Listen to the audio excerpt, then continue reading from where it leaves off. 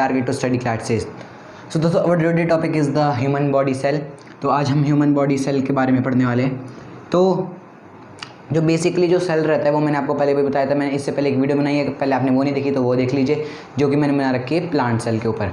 Okay, तो जो human cell diagram है उसमें जो मेन फंक्शन है, मैंने जो मेन पार्ट्स रहते हैं उसके वो मैंने इसमें यहाँ पे कुछ लिख दिए। ठीक है, जो मेन पार्ट्स रहते हैं बिल्कुल जो आपके समझ में भी आ जाएंगे थोड़े, और आपके जो मेन जो 8th क्लास तक आते हैं। ओके, तो वो इतने ही रहते जितने कि मैंने 1 2 3 4 5 6 7 8 9 टोटल 9 मैंने लिखे इसके पार्ट्स। तो सबसे पहले हम किससे शुरुआत करते हैं? वैक्यूल से। तो वैक्यूल्स क्या रहता है? वैक्यूल्स एक ऐसे एक होल टाइप रहते हैं, ओके, जिसमें आर पार दिखता है, इन एंड आउट पूरा दिखता है। तो क्या होता है वैक्यूल्स में, ये जो होल रहते हैं किस काम के रहते हैं? वैक्यूल्स का यही वो जो मेन फंक्शन रहता है ये होल्स के द्वारा ही होता है। क्या होता है होल्स में कि जब भी हम कोई खाना खाते हैं तो उसमें बहुत न्यूट्रिएंट्स रहते हैं, जैसे कि प्रोटीन, विटामिन, कार्बोहाइड्रेट, बहुत सारे फैट वगैरह।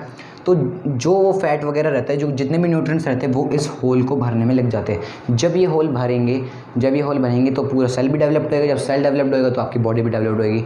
तो जैसे आप बड़े होते जाके तो आपकी मसल्स में डेवलपमेंट शुरू होती है, तो फिर उसी की वजह से होती है। ये किसकी वजह से होती है? ये होती है वैक्यूल्स की वजह से। क्योंकि जब वैक्यूल्स डेवलप्ड होंगे तो आपकी सेल डेवलप्ड होएगी, सेल डेवलप्ड होएगी तो फिर आपके बॉडी डेवलप्ड होएगी। सेकंड है न्यूक्लियस मेम्ब्रेन। न्यूक्लियस मेम्ब्रेन क्या होता है? ये होता है न्यूक्लियस। ओके, न्यूक्लियस होता है। तो फिर जो इसके बाहर की कवरिंग रहती है, जो इसको इस वाले बाहर के पार्ट से अंदर वाले पार्ट को मिक्स होने से बचाती है, वो रहता है न्यूक्लियस मेम्ब्रेन। ओके, तो कैसे याद रखना है न्यूक्लियस मेम्ब्रेन? ये रहा न्यूक्लियस के बाहर है न्यूक्लियस मेम्ब्रेन, सिंपल। अब मैं आपको पहले एक सीक्वेंस से ले चलता हूँ। पहले हम करते हैं साइटोप्लाज्म। साइटोप्लाज्म क्या होता है? जितना भी आपको वाइट हिस्सा दिख रहा है, जितना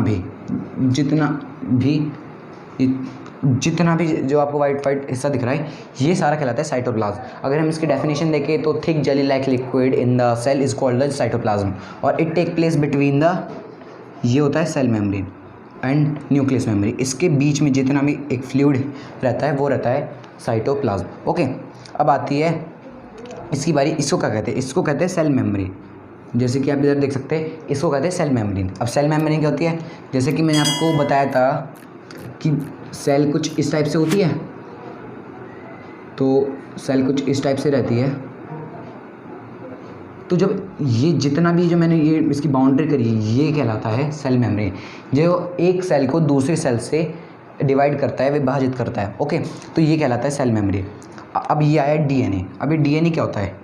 जो भी न्यूक्लियस के अंदर जो मेन चीज़ें रहती है वो बहुत चीज़ें रहती है, जैसे कि न्यूक्लियोप्लाज्म और न्यूक्लियोलस और क्रोमोप्लाज्म में अलग अलग चीज़ें रहती है। तो जो इसमें एक पदार्थ पाया जाता है जिसको हम कहते हैं डीएनए। डीएनए आपको भी पता होगा, आपने कई सीरियल्स में भी देखा होगा कि इसका डीएनए उससे मैच नहीं हो रहा है। तो उस डीएनए में क्या कंसिस्ट रहते हैं? उस डीएनए में कंसिस्ट रहते हैं कुछ क्रोमोसोम। और क्रोमोसोम, अब जब हम डीएनए में क्रोमोसोम क्या जाते हैं तो फिर क्रोमोसोम के अंदर भी एक चीज़ रहती है जिसको मैं आपको बताता हूँ, वो रहती है जीन्स। जीन्स क्या रहती है? Genes are the unit that passing the characteristics from parents to their offsprings. Okay, genes वो यूनिट रहती है, वो हेरिडेटरी यूनिट रहती है जो कि अपने पेरेंट्स की जो कैरेक्टरिस्टिक्स रहती है, जैसे कि किसी के पेरेंट्स लंबे हैं तो फिर उनका जो चाइल्ड होगा वो भी लंबा होगा। लेकिन ये ज़रूरी नहीं है, जो एक कंपलसरी नहीं कि वो भी लंबा ही होगा।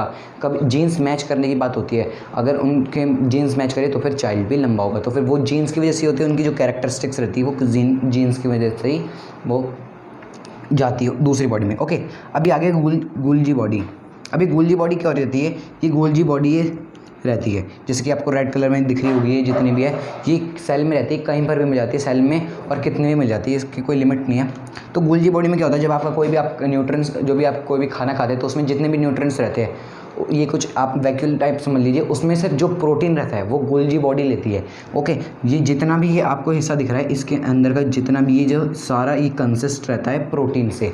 ओके, जो भी न्यूट्रिएंट्स रहते हैं। ओके, अब ये न्यूक्लियोप्लाज्म ये तो साइटोप्लाज्म की तरह लग रहा है। साइटोप्लाज्म क्या रहता है? सेल के और न्यूक्लियस के बीच में रहता है। न्यूक्लियोप्लाज्म रहता है सिर्फ न्यूक्लियस के बीच में, सिंपल।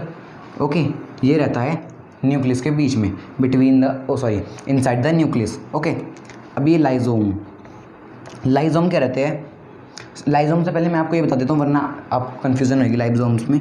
राइबोसोम राइबोसोम आपको जितनी भी ये बॉडी दिख रही है, ये राइबोसोम हमारे सेल ऑर्गेनेल्स में आते हैं। अभी सेल ऑर्गेनेल्स क्या होते हैं? The cytoplasmic body, the small cytoplasmic body found in the cytoplasm is called cell organelles. यानी जितनी भी साइटोप्लाज्म में जितनी भी बॉडी रहती है, स्मॉल साइटोप्लाज्मिक बॉडी, जैसे कि ये सारी जितनी भी रहती है, इनको कहा जाता है सेल ऑर्गेनेल्स। और उन सेल ऑर्गेनेल्स में से कुछ रहती है राइबोसोम, उन्हीं को कहा जाता है राइबोसोम, जो कि साइटोप्लाज्म में कुछ सेल ऑर्गेनेल्स रहती है। उनको कुछ वो सब अलग अलग चीज़ में रहती है, कोई लाइबोसोम से रहती है, कोई ल्यूकोसोम से रहती है। ओके, तो अब ये आएगी लाइजोम्स। लाइजोम क्या होता है? राइबोसोम की जो बाहर का पार्ट रहता है, ये राइबोसोम का जो मेम्ब्रेन रहता है उसको डेफिनेट करता है, जो राइबोसोम का जो मेम्ब्रेन रहता है उसको डेफिनेट करता है लाइजोम। ओके, राइबोसोम का जो मेम्ब्रेन रहता है उसको कहते हैं लाइजोम्स। आपको ये कहीं से भी क्वेश्चन आ सकते हैं। अभी जो बेसिक जो स्ट्रक्चर था 4 सेल्स का मैंने बता दिया है।